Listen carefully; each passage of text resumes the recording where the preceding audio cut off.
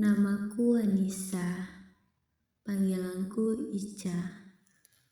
Aku seorang mahasiswi berusia 20 tahun. Beberapa waktu lalu, aku mengetahui bahwa aku hamil di luar nikah. Saat mengetahui hal itu, aku merasa sangat sedih, takut, dan kecewa pada diriku sendiri.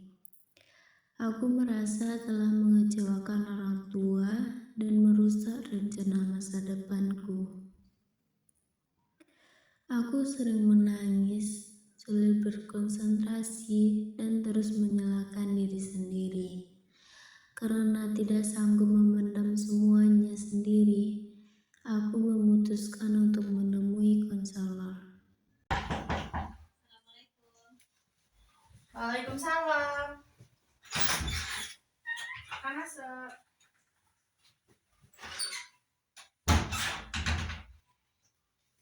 Mau duduk di sebelah mana? Sebelah sini aja, Bu. Silakan duduk.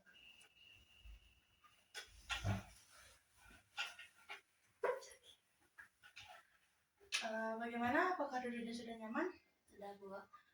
Baiklah, terima kasih kepada Ica sudah dapat hadir dalam proses konseling kita sekarang ini.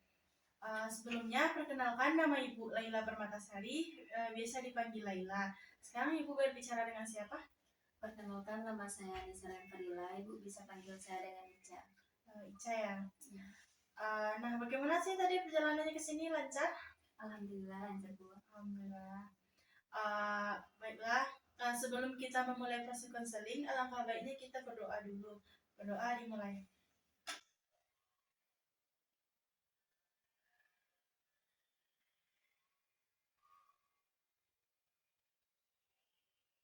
Berdoa selesai.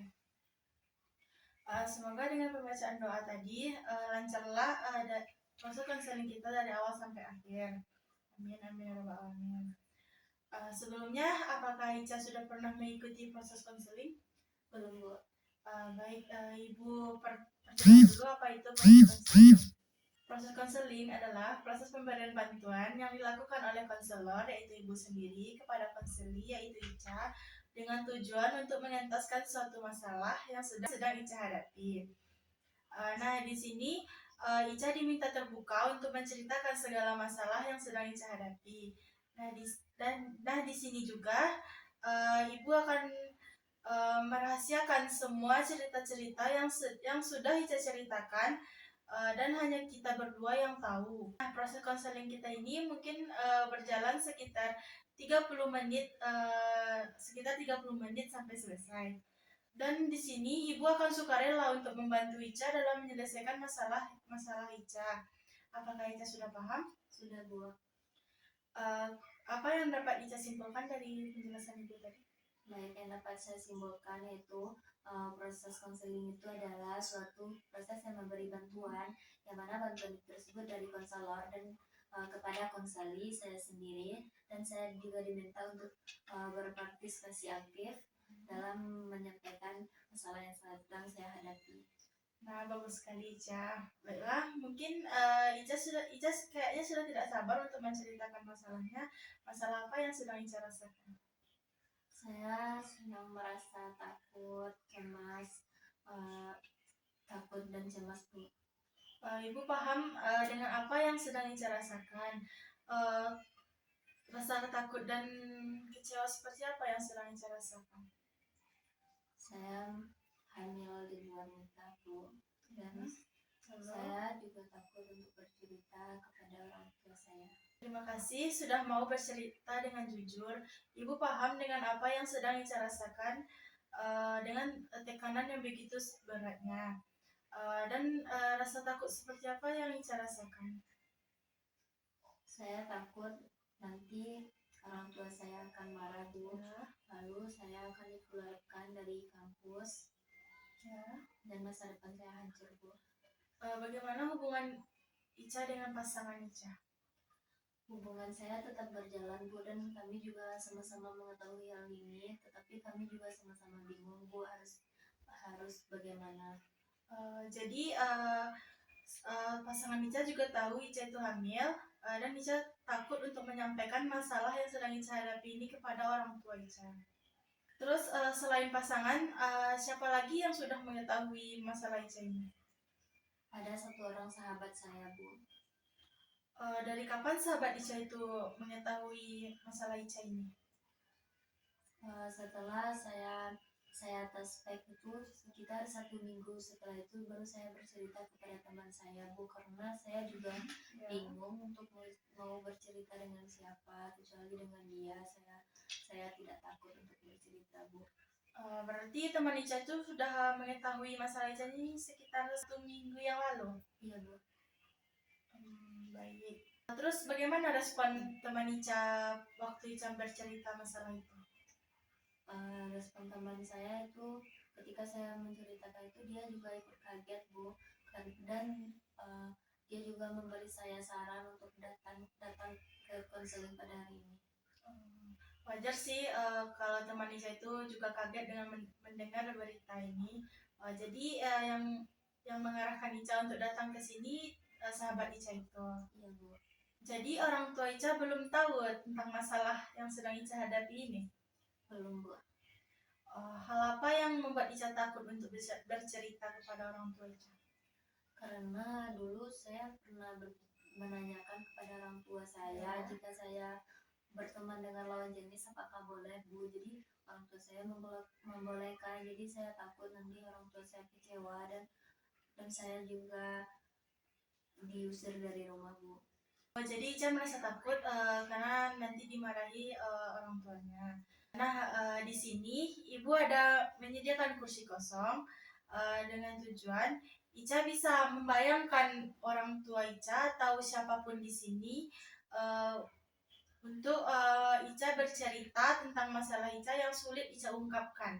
Apakah Ica bisa memperagakan orang tua Ica sedang memberikan nasihat kepada Ica untuk tidak melampaui batas wajar dalam pertemanan dengan laki-laki? Bisa, Bu. Coba Ica peragakan.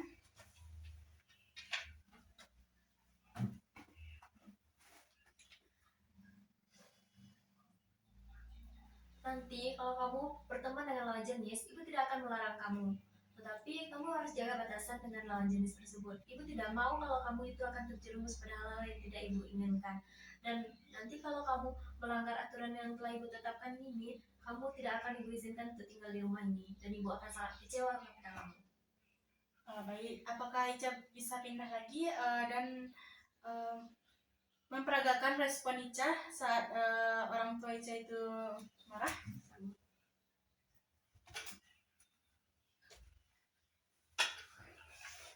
Iya, Bu, nanti kalau saya berteman dengan laki-laki, saya tidak akan melampaui batas yang Ibu bilang dan saya akan menjaga kepercayaan Ibu.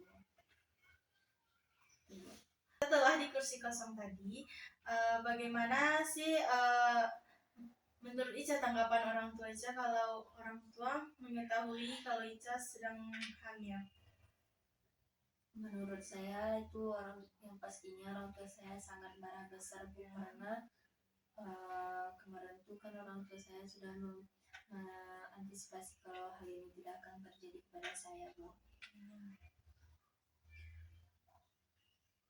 Berarti Ica merasa orang tua Ica akan marah besar karena Ica sudah melawan aturan yang sudah ditetapkannya. Apakah itu benar? Iya, Bu. Dan apa sih dampak yang Ica rasakan pada diri Ica atas kehamilan yang sedang Ica hadapi ini? Belakangan ini dampaknya tuh saya sering menangis sendiri, Bu. Saya sering mengurung diri saya dalam kamar dan tidak mau bertemu dengan siapapun. Terus apa sih tindakan yang sudah Ica lakukan untuk mengatasi masalah ini? Sejauh ini saya belum melakukan apa-apa, Bu. Saya juga bingung harus bagaimana. Baik. Sebelumnya Ibu juga sudah pernah menangani kasus seperti yang Ica alami. Dia juga hamil di luar nikah, dan kehamilan itu tidak diinginkannya. Di mana dia juga takut bercerita kepada orang tuanya, akan takut dimarahi dan tidak akan dianggap anak lagi.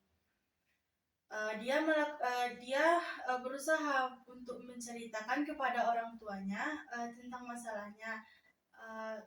Bagaimanapun orang tua harus tahu bagaimana masalah anak, apalagi masalahnya juga sangat besar seperti ini. Ica juga bisa melakukan apa yang seperti dia lakukan. Ica harus coba untuk lebih terbuka kepada orang tua, menyampaikannya secara baik-baik. Mungkin respon orang tua Ica itu tidak akan seperti yang Ica bayangkan saat ini. Mungkin Ica bisa mencobanya. Apakah Ica bisa melaksanakannya? Bisa, Bu, nanti saya akan coba untuk hal seperti itu. Nah, bagus sekali Ica. Semoga apa yang Ibu sampaikan tadi bisa Ica jalankan dengan baik. Ibu yakin Ica bisa untuk melaksanakannya.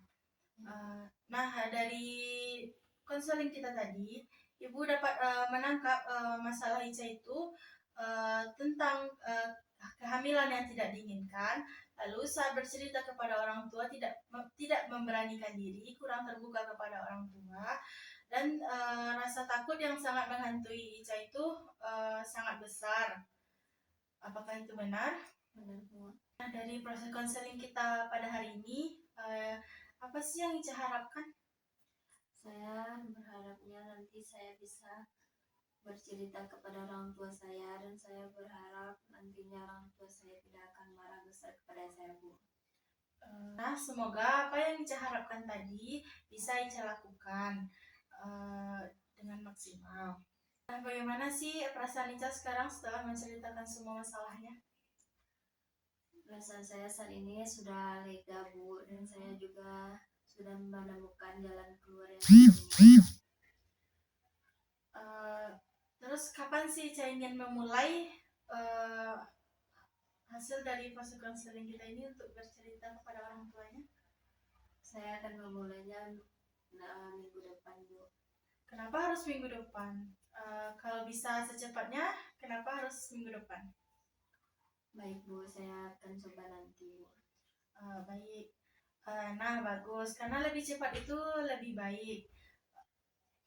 Jadi kapan Ibu akan mendapatkan hasil dari proses konseling kita ini? Baik, Bu, mungkin di minggu depan saja, Bu, di jam yang sama dan hari yang sama, Bu. Baik. Berarti kita akan ketemu lagi di minggu depan kan? Ya, Bu. Di hari yang sama, di jam yang sama. Berarti tempatnya? Di sini saja, Bu. Baik, berarti di tempat yang sama juga. Ya. Baik Ica, sepertinya proses konseling kita ini sudah hampir berakhir.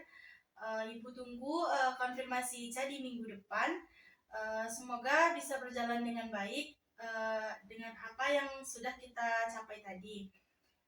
Ibu yakin Ica bisa melaksanakannya. Tadi proses konseling kita diawali dengan doa. Baik, marilah kita akhiri dengan doa. Berdoa dimulai. Berdoa selesai. Semoga Ica bisa konsisten dalam melakukan hal-hal yang sudah kita capai tadi. Ibu akhiri dengan mengucapkan alhamdulillah. Ibu tutup wabillahi taufiq wal hidayah. Assalamualaikum warahmatullahi wabarakatuh. Waalaikumsalam warahmatullahi wabarakatuh. Terkadang penyesalan datang bukan karena kita tidak tahu apa yang benar, tetapi karena kita mengabaikan batas yang seharusnya dijaga. Satu langkah yang dianggap kecil, satu keputusan yang dianggap sepele, dapat mengubah seluruh jalan hidup seseorang. Kehamilan yang tidak diinginkan bukan tentang perubahan keadaan, tetapi juga tentang mimpi yang tertunda, air mata yang tersembunyi, dan beban yang harus dipikul di usia yang belum siap. Jagalah batasan dengan lawan jenis, bukan karena takut pada aturan, tetapi karena menghargai dirimu sendiri. Jangan biarkan rasa nyaman sesaat mengalahkan masa depan yang telah lama kamu impikan. Tidak semua luka terlihat, dan tidak semua penyesalan dapat diperbaiki. Sebelum semuanya terlambat, belajarlah berkata cukup, belajarlah menjaga diri, karena harga sebuah penyesalan seringkali jauh lebih mahal daripada kesenangan yang hanya berlangsung sesaat. Thank you.